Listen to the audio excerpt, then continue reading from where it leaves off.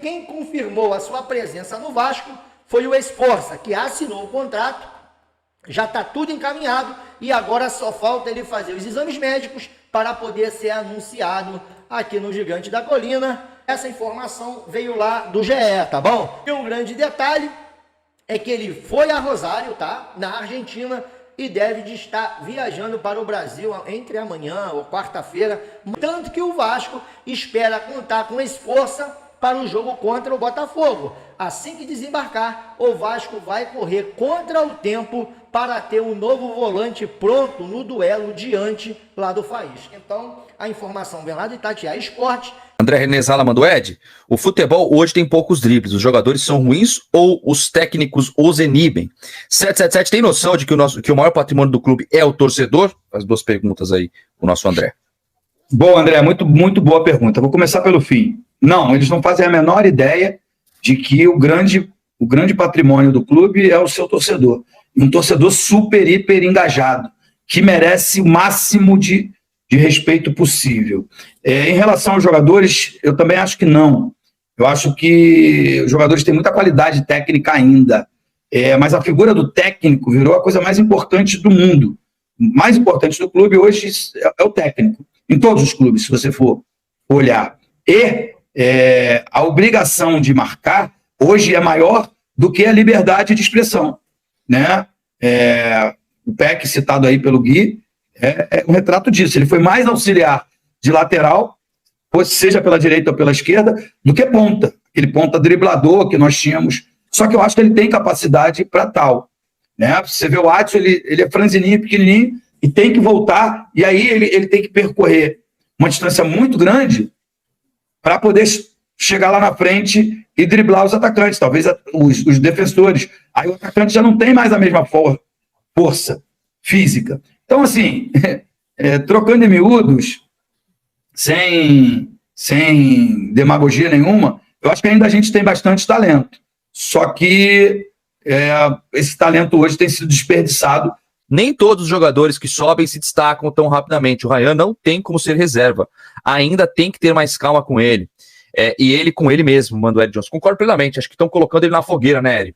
A segunda-feira de carnaval foi de definição no Vasco. Com o fim do pré-olímpico, o clube assinou contrato com Juan Esforza, e o reforço é aguardado no Rio de Janeiro nesta semana. A SAD já havia trocado documentos com o Newell's Old Boys e concluiu a transação com a assinatura do jogador. O jogador de 21 anos assinou contrato até dezembro de 2028. O volante estava com a Argentina no pré-olímpico. O novo jogador do Vasco esteve em campo na vitória por 1-0 sobre o Brasil, no último domingo. A seleção brasileira ficou fora das Olimpíadas, enquanto os argentinos garantiram vaga em Paris em julho deste ano. A atuação de Esforza teve destaque nas redes sociais. Vasco e Newell's Old Boys assinaram os contratos de compra e venda na última semana. Agora, com a assinatura de Esforza, o anúncio oficial do volante depende apenas dos exames médicos, que devem ser realizados nos próximos dias no Brasil. O clube carioca anunciou 7 contratações até o momento. O goleiro Kehler, os zagueiros João Vitor e Robert Rojas, o lateral esquerdo Vitor Luiz, o volante Pablo Galdames e os atacantes David e Adson. Segundo Flávio Dias, a 777 não liberou as contratações de Pedro Henrique e Breno Lopes. Agora o Vasco busca outras frentes para reforçar o ataque. Depois de vencer o Audax em Manaus, na última quinta-feira,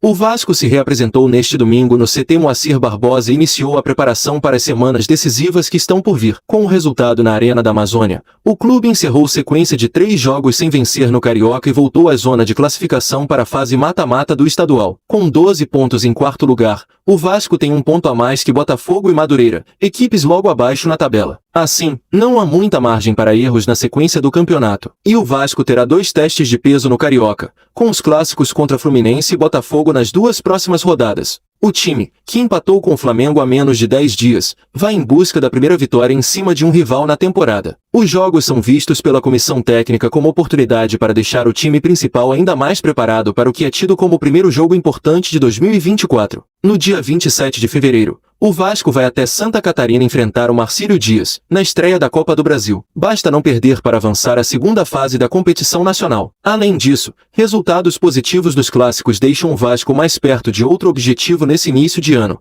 a classificação para as semifinais do Carioca. Depois de Fluminense e Botafogo, a equipe de Ramon Dias ainda enfrenta a Volta Redonda e Portuguesa, pela Taça Guanabara. Serão semanas de treinos intensos e busca pela equipe ideal. No meio disso, o time terá 2 viagens, uma para Cariacica, no Espírito Santo, e outra para Itajaí, em Santa Catarina. Lembrando que Ramon e sua comissão têm variado as escalações do Vasco e aproveitado os jogos menores do Carioca para testar o elenco.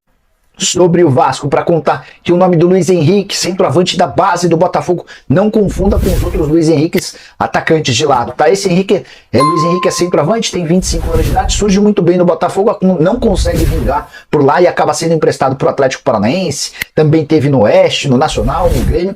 Aí ele se muda do Brasil em 2019, joga no Japão, na Dinamarca, na Finlândia, nesse momento disputa com o Livorno a 4ª divisão do campeonato italiano, sim, a 4ª divisão, tem contrato com o Livorno somente até a metade do ano e foi dado como um possível reforço do Vasco. Fui checar essa história e a minha fonte vascaína afirmou que nunca se falou desse nome.